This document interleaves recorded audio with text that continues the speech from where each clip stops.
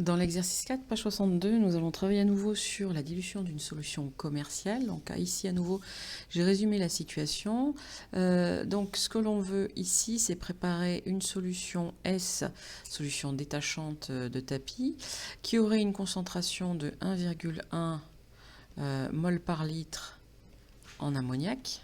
Sachant que ici, nous avons la solution commerciale qui a pour densité 0,95 et on connaît également son titre massique de 28%, aussi égal à 0,28. Donc l'idée c'est que pour préparer la solution S, on va prélever un volume V de cette solution commerciale que l'on va aller mettre ici dans la fiole jaugée, alors un volume V justement qu'on vous demande de connaître. Sachant qu'ici, le volume de la fiole, on me le dit, fait 1 litre. Donc là, je vais appeler ce volume ici V fiole. Et je vais appeler ici ce volume prélevé dans la solution commerciale, je vais l'appeler VCOM pour V commercial, ce qui me permettra de retrouver du coup cette valeur. Alors, dans la première question, nous allons chercher le volume de solution commerciale à prélever. Alors, chercher un volume, c'est pas forcément évident. Directement, on va passer par la quantité de matière. Parce que dans ce volume V, il y a une certaine quantité de matière d'ammoniac, même quantité de matière qui est prélevée ici que celle qui va être mise ici. C'est le point commun entre mes deux récipients. Donc je vais commencer par chercher cette quantité de matière que je dois prélever dans ma solution commerciale, parce qu'ici j'ai tous les éléments qui me permettent de calculer ça. En effet, je sais qu'une quantité de matière, c'est une concentration multipliée par un volume. Donc ici, c'est le volume VF.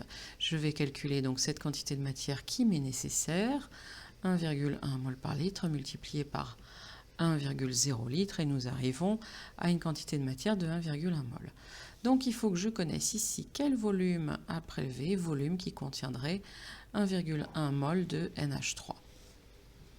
Pour arriver à cette donnée, ce volume, je vais repasser par le titre massique. Connaissant l'expression de base du titre massique, je vais pouvoir le modifier un peu pour y intégrer les données que je suis en train de rechercher. La masse de soluté, c'est la quantité de matière multipliée par la masse molaire. Donc je peux déjà remplacer le numérateur. Au dénominateur, c'est la masse de la solution.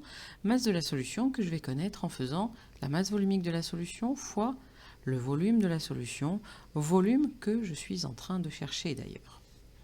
Alors je n'ai pas la masse volumique de la solution, mais j'ai sa densité. Donc, connaissant sa densité, si j'utilise la masse volumique de l'eau, je vais pouvoir écrire ici que en fait c'est égal à la densité multipliée par la masse volumique de l'eau multipliée par le volume que je recherche.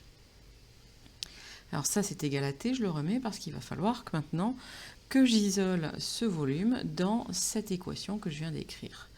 Donc ça c'est du calcul littéral et on va pouvoir établir que le volume de solution commerciale à prélever est égal à quantité de matière de NH3 fois masse molaire de NH3 divisé par la densité fois la masse volumique de l'eau fois le titre massique.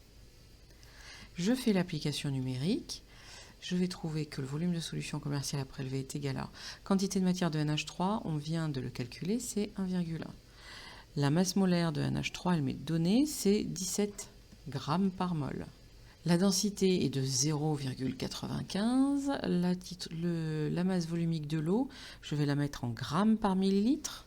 En grammes parce que ma masse molaire est en grammes par mol. Et en millilitres parce que comme ça, le volume que je trouverai sera directement en millilitres. Donc ici, c'est fois 1. Que je vais multiplier donc par le titre massique qui est de 28%, soit 0,28. Et on trouve un volume de solution commerciale à prélever de 70 millilitres. En question 2, on me demande de lister la verrerie nécessaire. Effectivement, pour fabriquer une solution, il faut quand même avoir une idée de ce dont on a besoin. Alors, il faut, a priori, forcément une fiole jaugée de 1 litre. Ça, on l'a vu en préparant l'exercice. Alors, il nous faut un contenant qui va pouvoir mesurer 70 millilitres. L'idéal serait une pipette jaugée, sauf que pipette jaugée 70 millilitres, on n'a pas. Donc, on va se rabattre sur une instrumentation moins précise, mais qui permet de mesurer des volumes plus grands. En l'occurrence, une éprouvette graduée sera une précision acceptable. Au niveau du volume de l'éprouvette graduée, on va quand même prendre un volume qui sera le plus proche possible du volume à prélever, c'est-à-dire qu'on va choisir une éprouvette graduée, si possible, de 100 ml.